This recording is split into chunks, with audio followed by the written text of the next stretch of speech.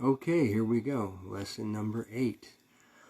All right, so there were so many things I wanted to cover. I realized I couldn't do it all, and what we've come down with is casting and enchantment, astral projection, and banishing and shielding are the main things I want to talk about today, and then a few little side notes. Okay, the side notes I'm going to get out of the way first. Get back to meditation, clearing your mind, and grounding yourself. Very, very important for any work you're going to do. That's one.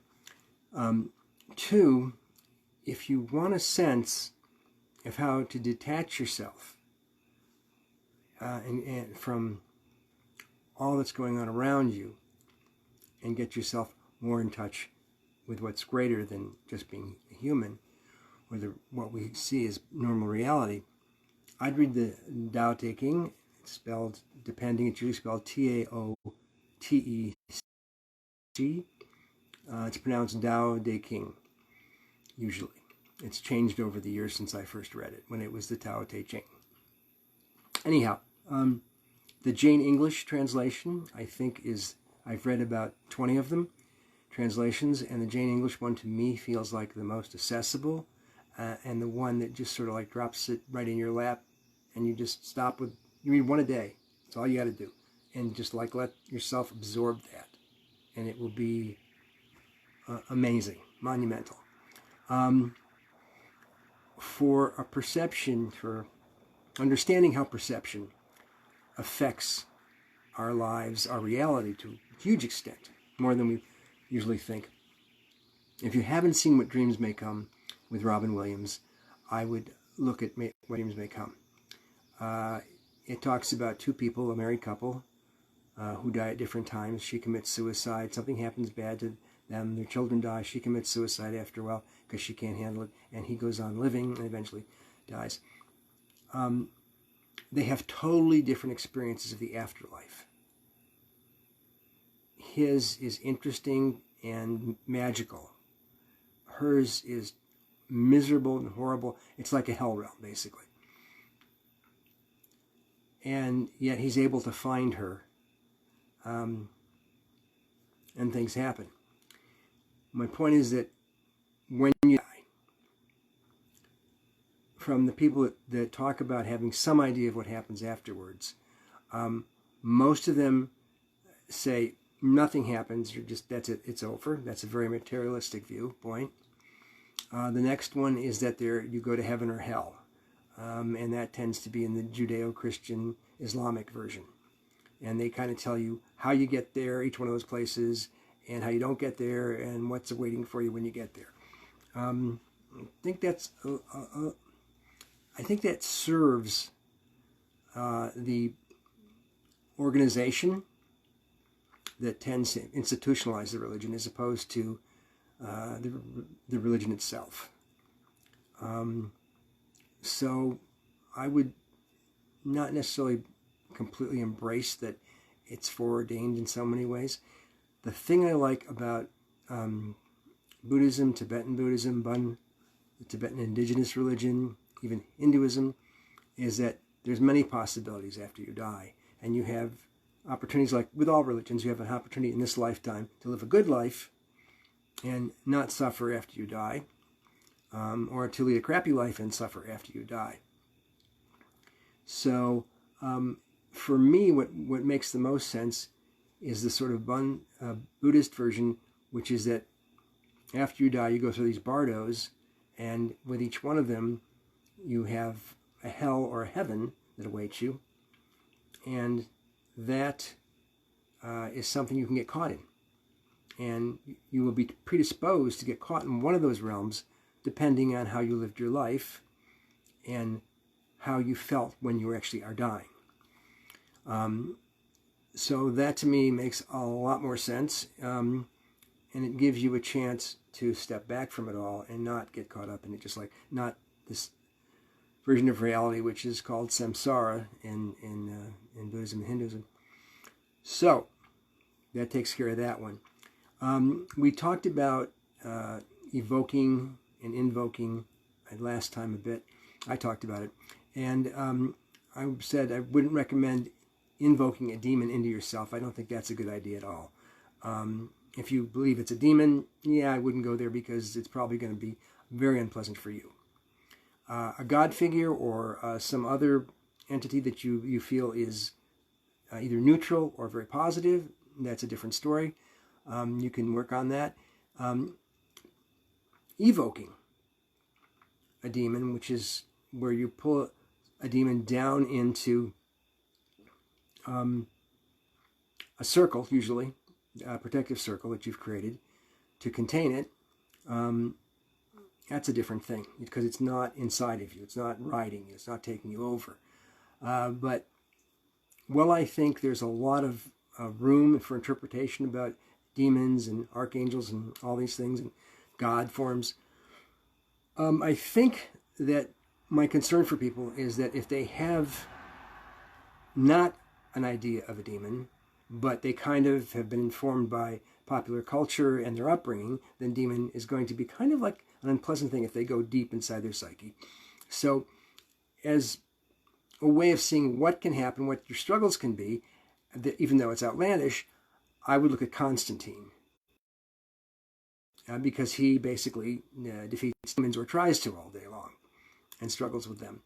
And these could just be a part of yourself or a part of the general mindset across the world or historically that has so much energy in being demonic, that it could mess you up. So if you don't do it properly, carefully. So there's that. And then for just, I think, a real good sense of possibilities, The Dresden Files by Jim Butcher. It's, I believe, 16 or 17 books right now, on its way to 18 next month. There's a 13-part TV series that we originally aired on the Sci-Fi Channel. Not as good as the books, obviously, but it's there, The Dresden Files by Jim Butcher. Okay, so that's all the little stuff I wanted to talk about. Let's go to astral projection. With astral projection, I've done it many times. And basically, it just simply means leaving your body while you're conscious. You're not asleep. You're conscious. You get yourself into a relaxed state, but a conscious state, and you project yourself out of your body, up into the sky, through a wall, whatever you want to do, and you just go someplace. What I used to like to do was soar over whatever city I was living in and look at it from the sky and then zoom down and, check it out, almost like like a drone would do these days, that kind of view. And I think it's a lot of fun, and, you can use it to learn stuff. So the main thing with the astral projection is you have to be able to sensorially experience yourself doing it. For most people, that means you visualize it. You just we've all seen enough movies, sci-fi movies, fantasy movies, where somebody's body is separated, like in Doctor Strange, when the Ancient One hits him in the chest and he flies out of his body. That's like his astral body, okay? So, but usually you go forward, most people don't go backwards like that. We also don't have Ancient Ones to do it for us. So you project yourself out, and I think up is a good idea. And then you can explore and see, what you discover. And you will find out that you're still in touch with what's around your environment, so that if anything needs your attention, you'll snap back really fast. I wouldn't initially try and leave the planet or go into another dimension or something. I would just explore the natural world around you, and in the beginning, probably not bigger than your city or your county if you live in the country. All right, so now some people have trouble with visualizing. I know that. I tend to visualize really easily, always have, so it never occurred to me, but I have friends that have trouble visualizing. But they can feel things. They can imagine feeling things. So what you can do, if that's how you do stuff, is you can feel the end of a rope attached to inside your chest, and then you can pull that rope until you can feel it pulling you out of yourself. And that will also work. But with either one, you have to really calm, be centered, be relaxed, and be ready to go. And it's a lot of fun. It's a tremendous amount of fun, astral projection. Okay, so let's move on to a few other things. One of the things that I wanted to mention is just a few quotes that I found that I think were wonderful that I wanted to share with you. One of them is from The Process of Magic by Taylor Elwood. And he says, "The act of enchantment is the manifestation of a specific possibility into reality." Okay? Now, so you're going right there with a possibility. So it's not an impossibility. Like, I'm not going to fly. That's not what I'm trying to enchant for. And it's specific. It doesn't have to be micromanaged down to, I need exactly $130.46 in 13 hours. No, not like that. But I need to solve my financial problems in the next 24 hours. Or I need, maybe $30,000 like the Lon Milo Duquette story I told you last time. All right, so that's one of the things I wanted to share with you guys. Another one that I wanted to share with you was that this quote from Gordon White from Chaos Protocols. And he says, it's from Peter Carroll, actually, in the Octavio, but I got it out of here. "Conjure then for needs if must, but preferably for opportunity and quality of experience, but never merely for more of the same. Conjure not for wealth, but for the experiences that you would spend the wealth on if you had it. Any necessary wealth will then materialize as a side effect." And I have to say, personally, in my life, I have found that when I have done that, when I have conjured not for wealth, but for an experience where I didn't have the wealth for the experience has shown up many times, and I didn't have the wealth for it. Now, either the wealth showed up or something came to me as a gift. But the experience was the main thing.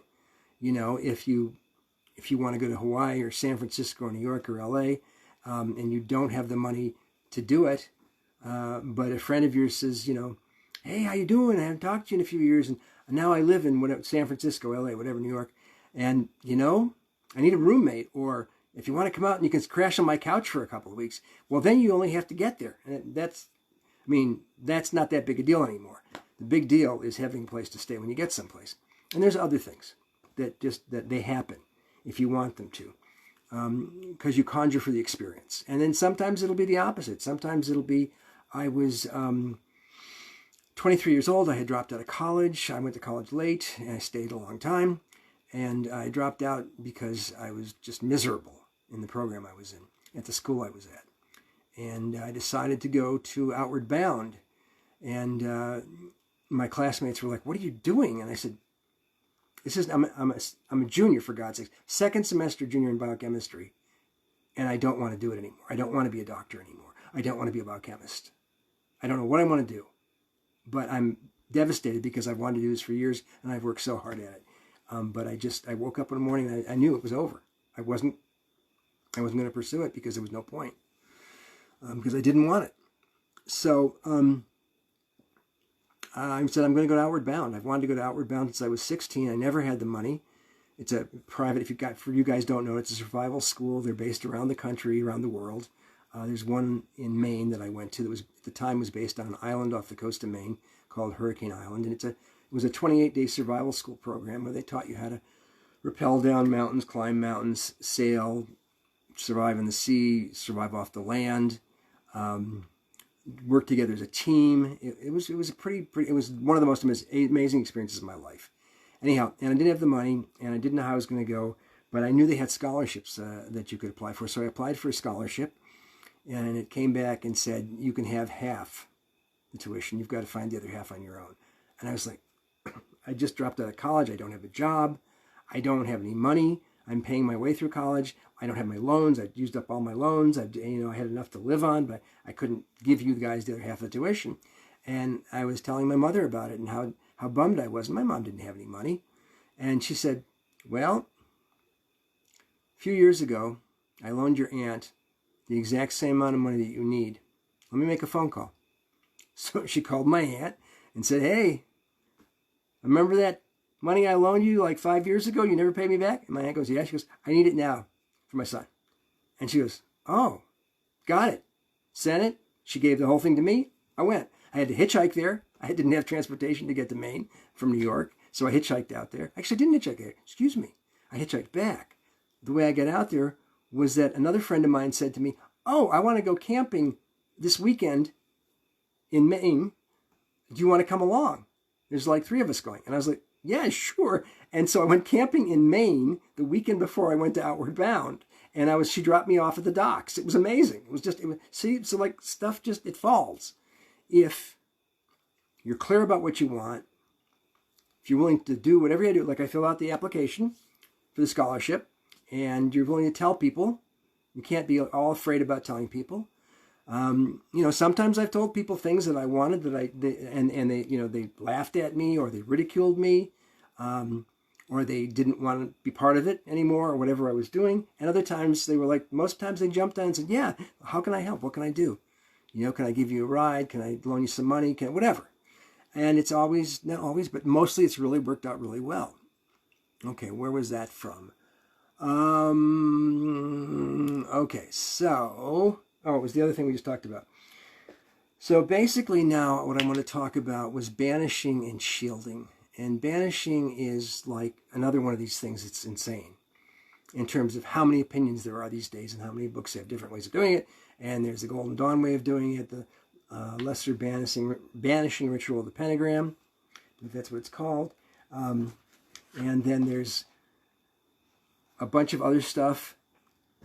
Chaos magic, what they're known for is laughing, is banishing. Okay, and most people banish at the end of a working, and it's to get rid of negative energy that might be left there, especially if you're working with demons. Okay, so that's part of it. Sometimes it's just to help you ground it.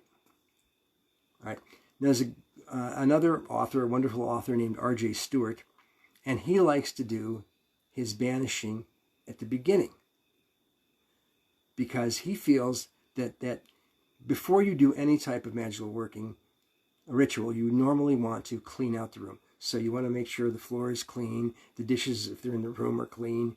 It's not a mess. If you got clothes on the floor, pick them up, put them away, whatever. But, so everything is nice. You're getting rid of negativity. And he likes to do it in the beginning, so he's clearing all the negativity out that isn't physical. Okay. And some people talks about wanting to do it at the beginning and at the end, so that you're really covering yourself. And banishing mostly consists of you clearing the room and yourself and the space of negative energy. And you can do that in a very ritualized way. Like I said, there's the lesser banishing. Can't talk anymore. The lesser banishing. Boy, it's twice. The lesser banishing ritual of the pentagram, and it's a whole bunch of stuff. And if you want to do it, you can find it online. And then you can also just laugh. I mean, seriously, just like, come on, and let it go. All right, so shielding and warding. Shielding and warding is how to protect yourself and your loved ones and your environment from negative energies from different entities. And there's all sorts of ways to do it.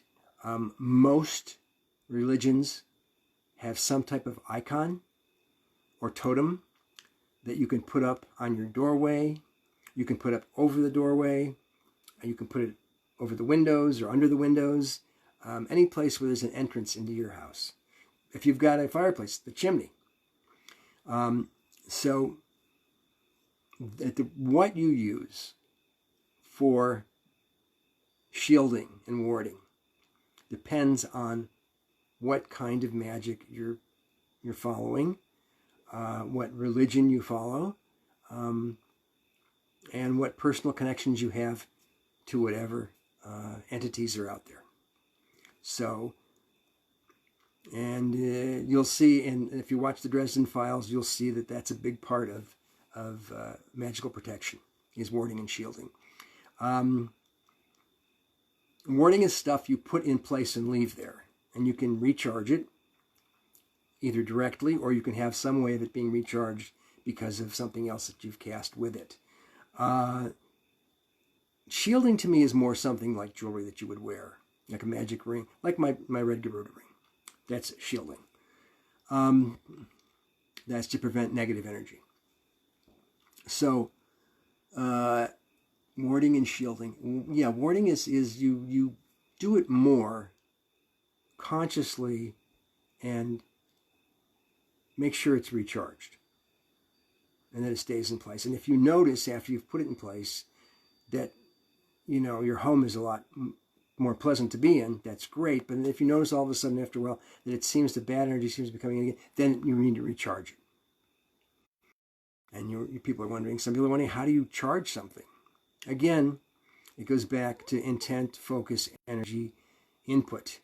There's all sorts of magical words you can use from every different type of magic there is, or religion. And there's just, you know, feeling, say, a ball of energy, of white light inside of you. Get it really clear, and then send that out through your dominant arm to, or from your chest to your door, to your windows, wherever the totem is or the icon, and letting that be charged until you see it glowing with that energy.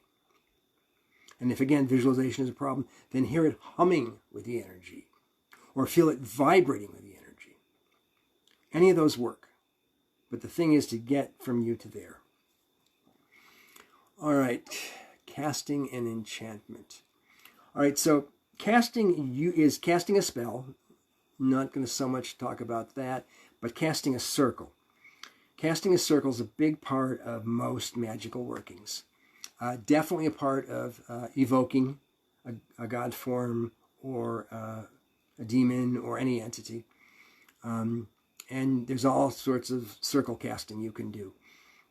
Some people like to, if you're on some type of floor that you can do it on, take a piece of chalk and make a big circle with the chalk around you.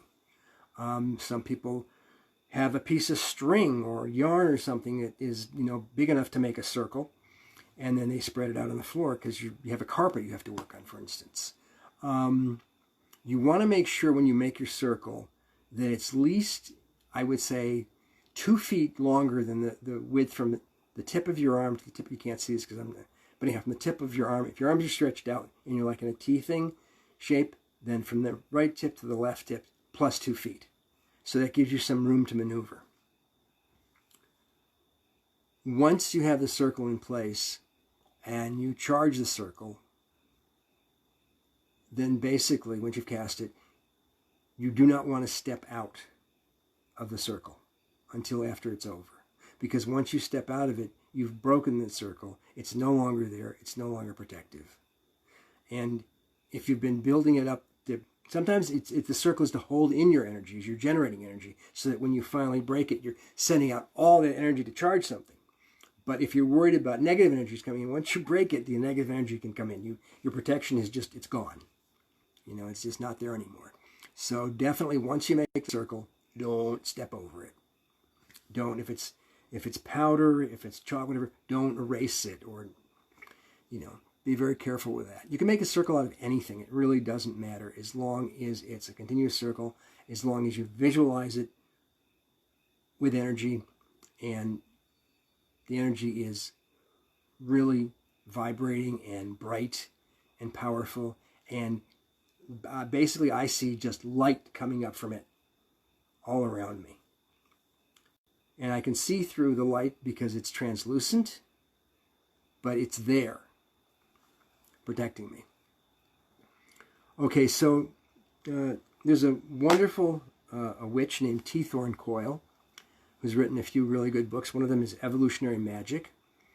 And I would show you the books because the titles, but see, again, we're backwards on this thing, right? Yeah. So, and what she came up with, or what she learned in her tradition, she's Italian fairy witchcraft, Feri. She has is a sphere. Now, I've also read some other people do that, but she's the first one that really talked about it, that that's what she uses, a sphere. So think about that. If you've got a circle, you are protected, but are you protected from underneath? Are you protected from above? Maybe, maybe not. With the sphere, you're completely covered. And the way that you would create a sphere was that you would cast your circle, and then you would, and usually what casting a circle means is that you take some type of, she likes to use a knife, or two fingers like that. Other people can use a wand. Sometimes I use a furba, okay? This is a Tibetan ritual dagger, all right? And now I know it looks like something from that angle, but if I turn it this way, you can see that that's what it really is, okay? This angry sort of guy, he's on top of this animal, all right? Okay, it's not, yeah. So, and basically you draw the circle with this, even after you've got it on the ground, draw the circle with this, charge it and draw it, okay? Put your energy into it. And then what you're going to do, and I can't do it in such a way that it makes sense here because everything's backwards, but basically you're going to draw a pentagram, and usually, not always, usually people go north to start and then go around. So you go from north to east to south to west. You go clockwise. North to east to south to west. All right. And you go first in the north and you draw the pentagram. So, see if I can do it backwards for you guys. For me, no, I'm going to screw it up if I try and do it that way. So basically, I would do, well, let's just say I use my two fingers. So I'd start at the top, I'd come down, I'd come back up to here. God, trying to stay, okay. Down, up, down, down, up, and then I would circle it. Now, it's exactly the reverse of what you should be doing because it's a reverse image here. But you're going to draw a pentagram with one motion, one line, and then a circle around it. And then you move on to the next direction, cardinal direction. That's called calling the quarters by some people. Some people in chaos magic, they do 8 rays. They do 8 different spots that they stop at. I think calling quarters is enough. I think you can stop with 4. So you've done the 4, you've made the complete circle, and you come back to where you started. You're now facing north again. Then you go down to the ground, you draw the pentagram again on the ground, and then you bring it up. Excuse me, you go to the sky first, you draw it on the sky. You go to the ground, you draw it on the ground, and then you come up to the center here and you draw it in the center. And that sort of seals the bubble. All right. While you're doing all this drawing of pentagrams, you're imagining this blue fire, this like icy blue fire that has come up from the ground in the beginning when you first draw the circle, come up through the ground, through your feet, through your legs, your chest, shoulders, down through your arm, whatever your dominant hand is, into that hand, and coming out of your fingertip, and either through the blade that you're holding or through your fingertips, and going out beyond that as far as you need it to go. So when you do the pentagrams, they're fire, blue fire. Okay, so you got blue fire in every cardinal direction, the pentagram, one above you, one beneath you, and one right in the center. All right, now you've got a sphere. And you've got a magical sphere that is going to protect you through your workings. I think that's just an ideal way to do it if you're going to bother to do that. Sometimes people need to cast something really fast, or there's some place where they can't do it. They can't do that. You're at work and you need to cast. You're on a bus and you need to cast. I don't know, street corner, whatever. I think it would depend on how, what you thought the risk factor of not casting versus casting, obviously, in a public place. Because obviously people would think either you're a witch or you're nuts if they saw you doing that. Okay, so again, it's about intention. It's about focus. It's about bringing everything you've got into that and really seeing it. If you can't see it, feeling it, hearing it.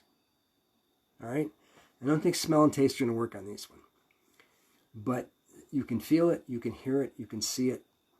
Seeing it works a lot. It's great. Okay, so we've done shielding, we've done casting, and we've done enchantment. We're doing enchantment. So enchantment is more of you want to enchant for something or enchant something. It's basically casting a spell. And the simplest way to do it, again, is to figure out if it's something that you want to happen, specific enough, with a reasonable time frame, and a reasonable probability of it happening, being able to happen, and a full belief, total commitment to that it will happen in a timely way, in a good way, and knowing that and letting it go. I got just sidetracked there for a second. So, enchanting something, enchanting an object. So enchanting an object it's more than charging it, and charging it is putting the energy into it so you can do something with it. You can enchant an object, sort of do things for you, without really taking on any sentience. Like a ward. You can have an object enchanted, not necessarily to stop something from entering your home, but to let you know if something enters your home that isn't normally visible, that you wouldn't normally see, that doesn't, or that can come through a wall or whatever. So you can enchant an object to let you know that. And how you do that, and what you want, how you want the object to react. You could have, I have chimes outside my front door, in this little cottage. And the winds basically just come through and makes this nice little sound every so often. Just a nice little thing. If I want to, I can enchant that to let me know if something is coming this way, or have just entered into my space, being, say, 6 feet beyond the house, to let me know that, something, to sound differently, and it will do that. Okay, so casting, enchantment, banishing, shielding. I talked about the king, which is my country. Righty, so reality creating, astral projection, I got it. Reality creating your own reality, basically what dreams may come. And also, what is reality for you? And how are you sure it's reality? Have you ever woken up from a dream and gone, whoa, what a dream that was, and you're talking to somebody about it, and you wake up from that dream? I've done that so many times. When I've woken up from a dream and gone right into whatever, because this is obviously real because I just woke up from a dream. I was sleeping, I was lying down, or I was sitting, but obviously I wasn't standing, but I was, absolutely dreaming. And then boom, woke up out of that one. So how do you know? And when you're dreaming, most of the time, you pretty much buy into whatever happens, no matter how outlandish it is. I mean, most of us, if we have a dream about a monster, we run from it, even if we know monsters aren't real. Or if there's a dead person, we know somebody who died 20 years ago, and we're talking to them, and they're alive, we don't go, oh, you've been dead for 20 years. What the hell are you doing here? This must be a dream. No, we go, oh, yeah, how you doing there? Go, oh, yeah, how's life? So, be a little doubtful every time you're sure it's reality. Just be a little doubtful, a little skeptical. Not completely, not to stop you from living your life or taking care of what needs to be taken care of, but just so that you don't swallow the whole thing without thinking about it. All right, and now in terms of creating your reality, that's what we're doing here. Nobody yet has said anything.